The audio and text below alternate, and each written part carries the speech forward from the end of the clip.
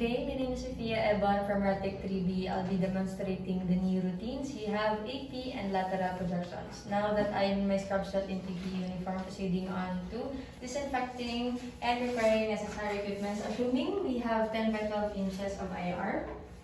And also have a shielding device here. Then the radiographic table is also disinfected. And then my marker is also ready for use. And then I'll just place and okay. Now that the equipment is prepared, proceeding on to getting my patient history. And sir, good day sir, my name is Sophia Eban, I'll be your RATEC for today. Pag-asla po sir, so gusto niyo magamitan Ilonggo, Bisaya, Tagalog. Ilonggo. Yes sir. Pwede na po pa ngayon yung mga request form sir? Sir, mag-ask lang po sa inyong mga pangalan kay date of birth. Prinyano Ibon, 2012 August 2. Okay. Sir, mag-ask ko sa nag-adto ka dari karon. Sakit ako nga right knee. Alright, ni. Sige sir, magpata sa X-ray examination sa right knee mo, naka-indicate ko din. Sir, paano ko ang imong operation kag mati ka sa akin nga instructions, okay? Sir, pangayon na ko imong consent para magpadayon ta.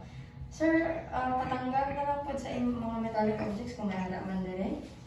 Now that the patient and the room equipment is prepared, proceeding on to the first production, the AP. IR size 10 by 12 inches and portrait orientation. Sir, higda dali sir, draong low, DTL. Yes sir. So, the leg is extended, separate na ang opposite leg. Sir, ganito sir ha. Listen. And then, the foot is in vertical position. And then, the leg and the foot is rotated 5 degrees medially so that the medial epicondyle is equidistant and parallel to the IR. These are look, sir. And then, our central ray will be perpendicular to our reference point. For our patient, the patient has 18 pelvis, so our central ray will be 3 to 5 degrees caudal. Okay.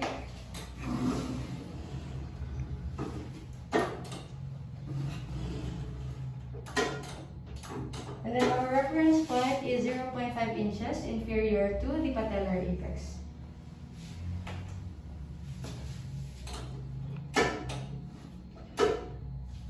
And then collimate on all four sides surrounding the anatomy of interest.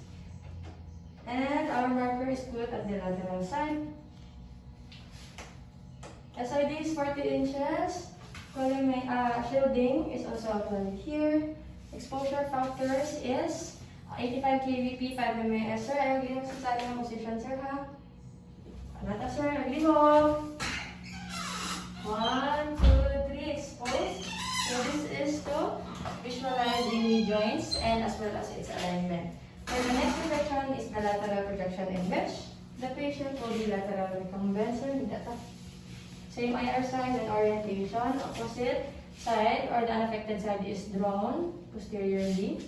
The leg is in true lateral position. Affected side is against the IR. Okay.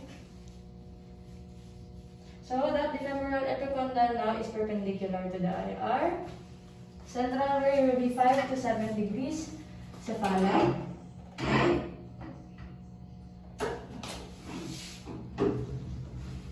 And then our reference point is 1 inch distal to the medial epicondyle.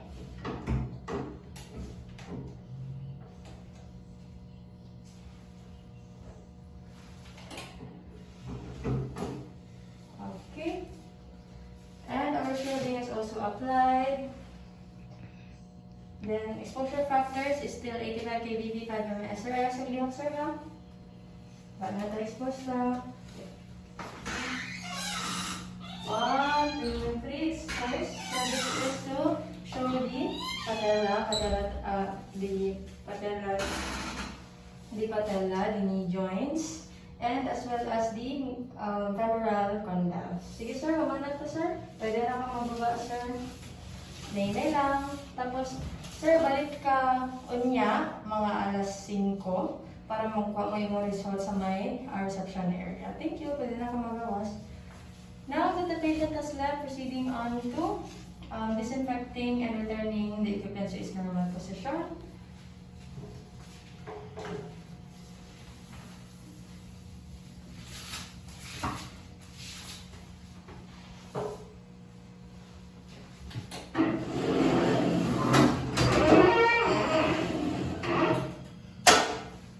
And then dispose all used materials to the proper bins.